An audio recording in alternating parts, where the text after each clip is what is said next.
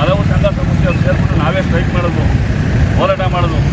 ಅವಾಗ ದಿಢೀರಂತ ರಾತ್ರಿ ಎಲ್ಲರ ಸಹಕಾರದಿಂದ ಹಂಪ್ಸ್ಗಳನ್ನ ಹಾಕೋದು, ಅಪಘಾತಗಳನ್ನ ತಪ್ಪೋದು. ಆದರೆ ಇತ್ತೀಚಿನ ದಿನಗಳಲ್ಲಿ ಈ ಹಂಪ್ಸ್ಗೆ ಬಿಳಿ ಪಟ್ಟೆ ಹಾಕಲಿಲ್ಲ. ಹಾಗಾಗಿ ನಮ್ಮ ಸಂಘಟನೆಯವರು ಕೃಷಿ, ಆಮೇಲೆ ನಂಜೇಶ್ ಅವ್ರ ಮಗ ಅವರೆಲ್ಲ ಬಿದ್ದರು. ನಾನು ಮೊನ್ನೆ ರೀಸೆಂಟಾಗಿ ನೋಡಿದಾಗ ಒಂದು ಮಗುನ ಕರ್ಕೊಂಡು ಸ್ಕೂಲ್ಗೆ ಹೋಗ್ತಾವ್ರೆ, ಎಕ್ಸಾಮ್ ಟೈಮ್ ಆಗ್ಬಿಟ್ಟೈತೆ. ಆ ಬಾಳ್ನಿ ಥಿಯೇಟ್ರ್ ಮುಂದೆ ಒಂದು ಹಂಪ್ಸ್ ಮೇಲೆ ಹತ್ತಿದ ತಕ್ಷಣ ಆ ಮಗುವಿನ ಟಿಫನ್ ಬಾಕ್ಸ್ ಕೆಳಗಡೆ ಬಿದ್ದೋಗಿ ಊಟ ಎಲ್ಲ ಚೆಲ್ಲೋಗ್ಬಿಟ್ಟು ಇದಾಗ ಹೋಗಪ್ಪ ಅಂತ ಕೇಳಿದ್ದಕ್ಕೆ ಎಲ್ಲ ಕಡೆ ಎಕ್ಸಾಮ್ ಟೈಮ್ ಆಗೈತೆ. ಅವತ್ತೇ ಮನವರಿಕೆ ಆಯಿತು, ಇದನ್ನೇನಾರು ಮಾಡಿ ನಾವು ಸಂಘದಿಂದ ಒಂದು ಬಿಳಿ ಬಟ್ಟೆ ಹಾಕಬೇಕು, ಜನಗಳಿಗೆ ಹಂಪಿರೋದು ಗೊತ್ತಾಗಬೇಕು, ಯಾರು ಅಪಘಾತಕ್ಕೆ ಒಳಗಾಗಬಾರ್ದು ಅನ್ನೋ ಒಂದು ಉದ್ದೇಶದಿಂದ ಇವತ್ತಿನ ದಿನ ಉತ್ಸವ ಬೇರೆ ಇತ್ತು. ಹಾಗಾಗಿ ಒಂದು ನೆನಪಲ್ಲಿ ನಾವು ಉದ್ದೇಶಕ್ಕೆ ಎಲ್ಲರೂ ಕರ್ಕೊಂಡು ಮಾಡ್ತಾ ಇದ್ದೀವಿ. ಧನ್ಯವಾದಗಳು. ಅಪಘಾತಗಳಾಗಬಾರ್ದು. ಈ ದಿನ ಹುಳಿಯಾರಿನ ಅಧ್ಯಕ್ಷರಾದಂಥ ಗರಿರಂಗನಾಥ್ ಗೌಡಿ ಅವರು ಇರೋದ್ರಿಂದ ರಸ್ತೆ ಹಂಪ್ಸ್ಗಳಿಗೆ ಬಿಳಿ ಬಟ್ಟೆ ಹೊಡೆಯೋ ಕಾರ್ಯಕ್ರಮನ ಹಮ್ಮಿಕೊಂಡಿದ್ದೀವಿ.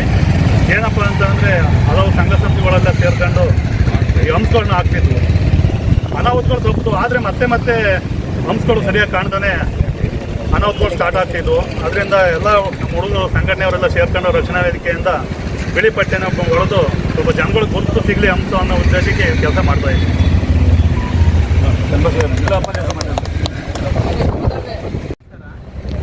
ಇವತ್ತು ಗರಿರಂಗನಾಥ ಗೌಡಿ ಅವರ ಹುಟ್ಟುಹಬ್ಬದ ಪ್ರಯುಕ್ತ ಇದೊಂದು ಕೆಲಸ ಮಾಡಿದ್ರೆ ಒಳ್ಳೆಯದಾಗುತ್ತೆ ಅಂತ ಮಾಡುವ.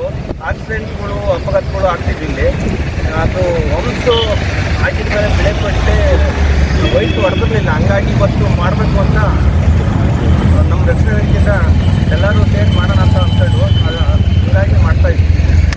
ಆಮೇಲೆ ಇದಕ್ಕೆ ಸಹಕಾರ ಪೈಂಟ್ ಅಂಗಡಿಯವರೆಲ್ಲ ನಾನು ಕೊಡ್ತೀನಿ, ಮಾಡ್ರಪ್ಪ ನಾನು ಕೊಡ್ತೀನಿ ಅಂತ ಒಂದು ಡಬ್ಬ ಕೊಟ್ಟಿದ್ದಾರೆ.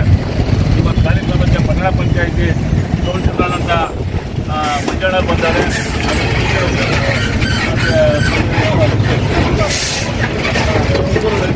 ಮಹಿಳಾ ವಿಭಾಗದವರು, ರಕ್ಷಣಾ ವೇದಿಕೆಯವರು ಹಾಗೂ ಆಗಾತಿಯವರು, ಎಲ್ಲ ಬಂದವರೆ. ಎಲ್ರಿಗೂ ಧನ್ಯವಾದಗಳು ಹೇಳ್ತಾ ಇದ್ದೀನಿ. ರಸ್ತೆ ಅಪಘಾತ ಆಗಬಾರ್ದು, ಇದು ಅವೇರ್ನೆಸ್ ನಾವು ಮಾಡೋಣ ಅಂತ ಮಾಡ್ತಾ ಇದ್ದೀವಿ.